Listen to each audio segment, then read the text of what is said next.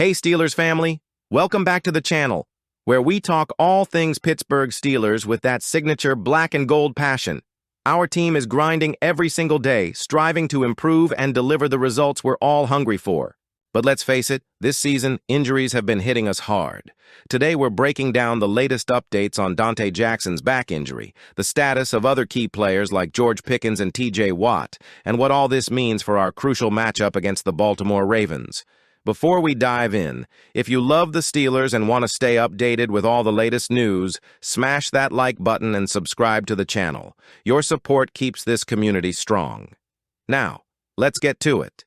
Let's start with cornerback Dante Jackson, who revealed he's dealing with a pinched nerve in his back, a problem that's been lingering since Week 14 against the Browns. Jackson initially fought through the injury during that game, but it flared up again against the Eagles last Sunday, forcing him to leave in the second quarter. An MRI confirmed nerve damage, and Jackson described the pain as sporadic, depending on his movements. "It's tough, man. It flares up depending on how I move. I'm taking it day by day, trying to rest and see how it feels later in the week." Jackson hasn't practiced since the Eagles game, but he's determined to suit up this Saturday against the Ravens. Whether or not he'll be cleared remains uncertain, but his fighting spirit is exactly what we expect from a Steelers player. Steelers Nation, how do you feel about Jackson pushing to play despite the risk? Would you rather see him rest and recover fully? Or is this a do-or-die moment where we need every hand on deck? Head coach Mike Tomlin gave us a little bit of hope during his Monday press conference, saying, "None of these 6 guys could be characterized as out as I sit here today." The 6 guys he's referring to include Dante Jackson, TJ Watt, George Pickens, Justin Fields, Deshaun Elliott, and Larry Ogunjobi. But here's the reality. Tuesday's practice showed that several key players are still a ways off from being game ready. Jackson didn't practice, and neither did Watt, Pickens, or Elliott. Fields and Ogunjobi were present in limited roles, but it's clear this short week is putting a lot of pressure on everyone to recover quickly. TJ Watt went down late in the game against the Eagles with a low ankle sprain. While he didn't practice on Tuesday, this isn't necessarily a red flag. Watt has frequently taken the first practice of the week off, especially on short weeks.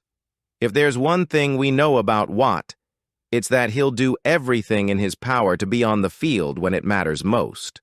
But the question is, should he play at less than 100% against the Ravens, or should the team err on the side of caution? Let us know what you think, Steelers Nation. Is a limited Watt better than no Watt at all? Wide receiver George Pickens has been sidelined since injuring his hamstring in practice on December 5th.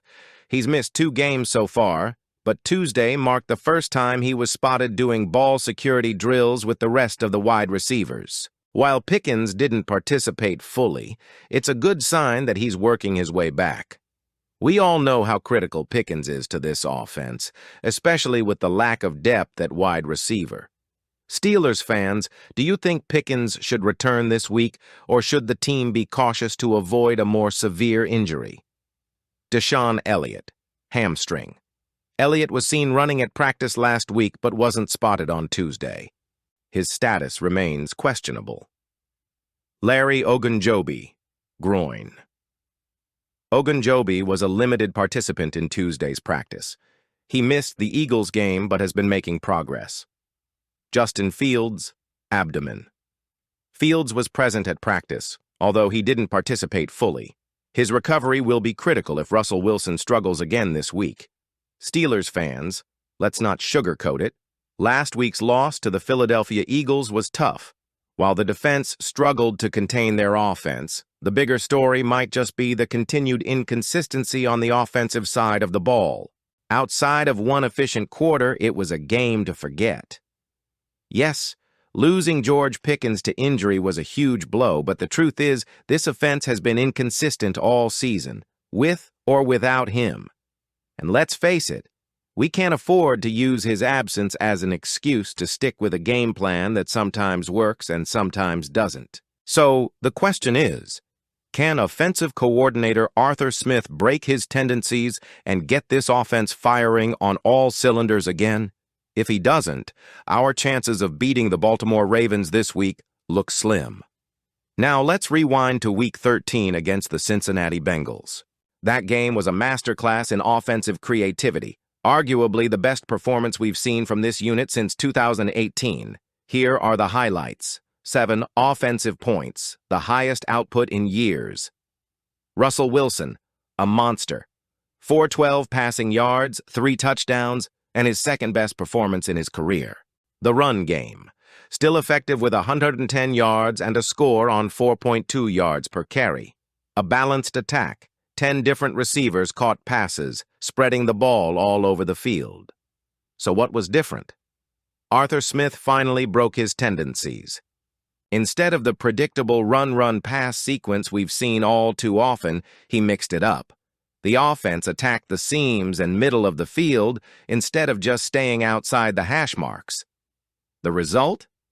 The Bengals' defense was left guessing, and the Steelers dominated. The issue with Smith's usual play calling is its predictability.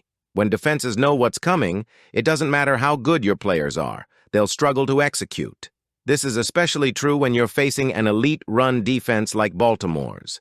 The Ravens currently boast the best run defense in the NFL, and if the Steelers try to pound the rock without a creative game plan, they'll be running into a brick wall. To thrive, Smith needs to adapt like he did against the Bengals. Whether or not George Pickens is on the field, there are ways to exploit the Ravens' one glaring weakness, their pass defense. How the offense can thrive without Pickens. If Pickens isn't ready to go this week, Smith needs to get creative. Here's what he can do. Use crossing and rub routes. These routes are perfect for creating separation and confusion in the secondary. Players like Calvin Austin III can thrive in these situations, gaining yards after the catch, YAC, in the open field. Attack the middle of the field. The middle has been underutilized this season. With proper scheming, it could open up big opportunities, especially against a defense focused on stopping the run. Leverage play-action passes on first down. Everyone knows the Steelers love to run on first down. That's exactly why play-action could be so effective. It keeps the defense guessing and might even create lanes for the running game later in the drive. Breaking tendencies is key. The bottom line is this: good coaches adapt. They find ways to exploit weaknesses, regardless of who's on the field. Smith proved he could do it against the Bengals. Now he needs to prove he can do it consistently, starting with this critical matchup against Baltimore. If the offense continues to rely on outdated tendencies, it'll be a long day for Steelers Nation. But if Smith can break free from his predictable patterns, this team has the weapons to make a real statement. This Saturday's game against the Ravens is shaping up to be a pivotal moment in the Steelers' season. With playoff implications on the line, the team needs every available player to step up. The Ravens are no pushover, and with our roster looking banged up, this game is going to test our depth, resilience, and determination. But if there's one thing we know about the Steelers, it's that they thrive in adversity. Steelers Nation, what's your confidence level heading into this matchup? Are you worried about the injuries, or do you believe in the next man up mentality? All right, Steelers family, now it's your turn to sound off. 1. Should Dante Jackson play through his back injury, or would you rather see him sit out to avoid long-term damage? 2. Do you think TJ Watt and George Pickens can make a meaningful impact this Saturday, even if they're not 100%? 3. How confident are you in the team's ability to pull off a win against the Ravens with so many key players potentially sidelined? Drop your thoughts in the comments below. We read every single one. And while you're at it, don't forget to like this video, subscribe to the channel, and hit that notification bell so you never miss an update. Thanks for tuning in today. Together, we'll ride the highs and lows of this season, always repping that black and gold with pride. And as always, here we go, Steelers.